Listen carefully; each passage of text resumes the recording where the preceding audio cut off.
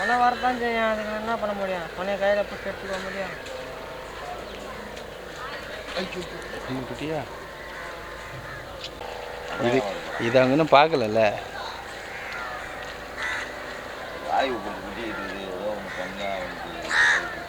வாயுவா நீ தான் போட்டு தள்ளினேக்கிறிய போடுற. என்னாச்சு? கொத்துவியான்னு சொல்கிறேன்.